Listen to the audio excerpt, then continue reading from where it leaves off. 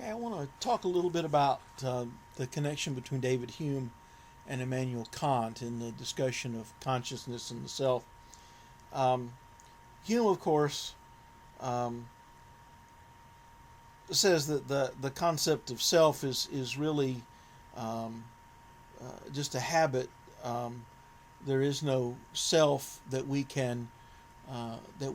ever observe or experience, and for Hume, um, perception is a series of impressions, and we never have the impression of self.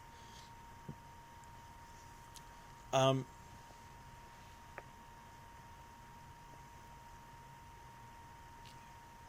Hume even says that I can never catch myself. Um, and as your author points out, that has an obvious contradiction in it, um, that you can't deny that there's a self without in some way pointing to the self to do it. And Kant has a very simple explanation for that. That the self is not an object of experience. It is the subject having the experience. Um, and so I not only can I never catch myself in any of my impressions, it would be impossible for me to do so because the self is not the object of experience. It is the transcendent self that is doing the observing and the experiencing. It is, as he puts it, the ultimate subject.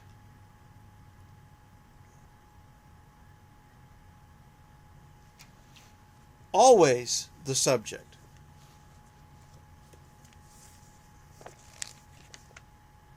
It is the me that is having the experience, that is observing. Um,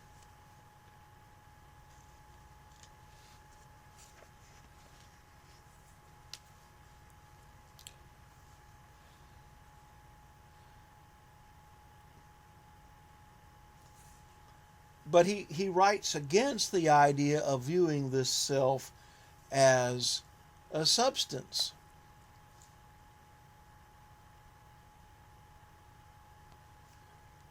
Precisely because we can never observe it.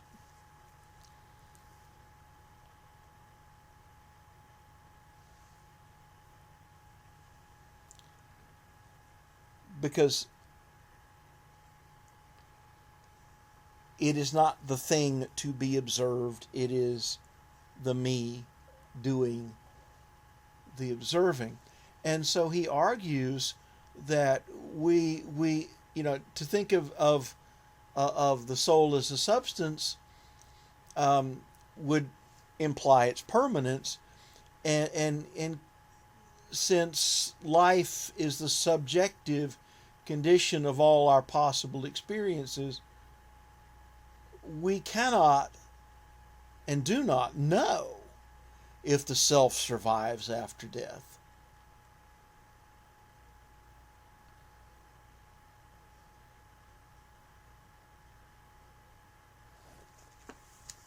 Because we've not died.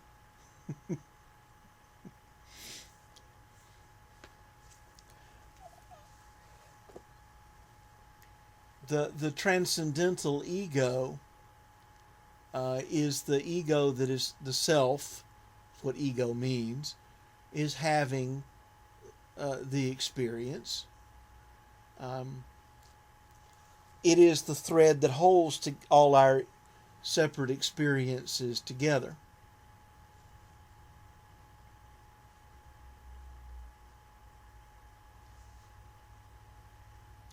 The self is not the object but the activity.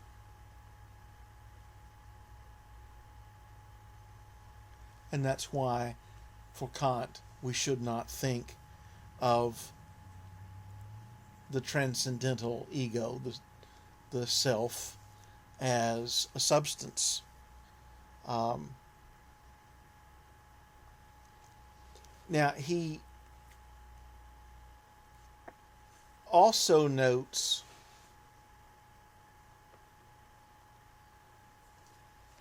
that we actually use two different concepts of the self. There's the transcendental ego, the which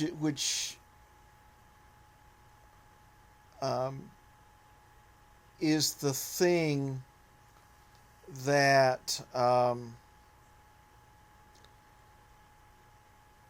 binds our experiences together through life.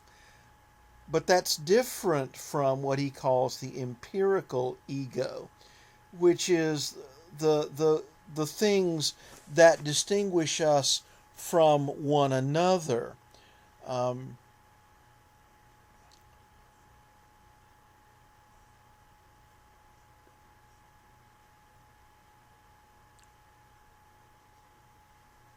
So we we're kind of guilty of some fuzzy thinking that we use the same word, self, to try to resolve two distinct problems. One is, who am I over time? Am I the same person who, as a small child, tipped over on my tricycle and cut my lower lip? Well, in a sense, I am. I have the scar to prove it. But in a sense, obviously, I'm not. I mean, I have changed a good bit since then, both physically and intellectually. In fact, I don't remember doing that because none of our memories stick from before we're about 4 or 5 years old. By the time we are grown, our earliest memories are things that happened when we're about 4, 5, 6 years old. Now, I do remember, I guess as a teenager probably, asking my mother about that scar. And being told what had happened. I don't remember that. And that, by the way, is one of the problems with identifying self with consciousness, is that, first of all, there are gaps in our memories. And secondly, now things didn't always happen exactly the way that we remember them. Our memories get kind of fuzzy sometimes. But the second problem is what distinguishes me from you. And we use the same word, self, but Kant's saying we use it in two different ways. One is to identify ourselves through the changes that are inevitably part of life, and the other is of the self to distinguish us from others. And Kant says we need to think in terms of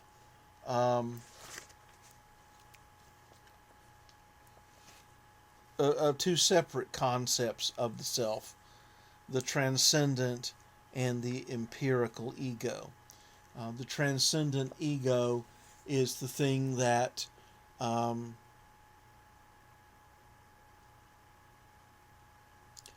unites us through time. The consciousness that runs through all of our experiences. The empirical ego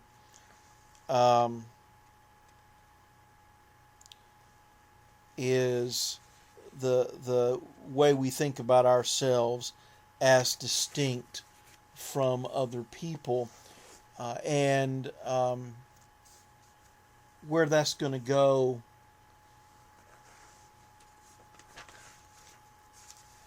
That's going to get us into again, the problem of, is the self the mind, is the self the body, and some of the other videos, as well as some of the articles in your book, are going to get you into all kinds of interesting concepts there. For now, for purposes of this video, and I freely admit part of this is rooted in Christian theology and the Hebrew Bible, what Christians call the Old Testament, where a human being is both body and mind or soul together.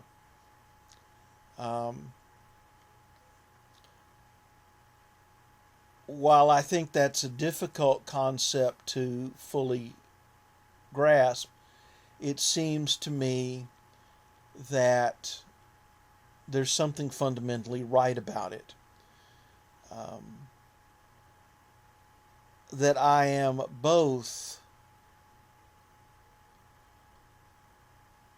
the mind and the body. You know, my consciousness is centered in this body, which has become an old man. I see the world from a perspective within this body, and I am obviously connected to it in ways that I'm not connected to others. If you stub your toe, I may empathize, but I don't feel pain in the same way that I feel if I stub my toe. So from this perspective, the human self is, it's not either or, it's both and.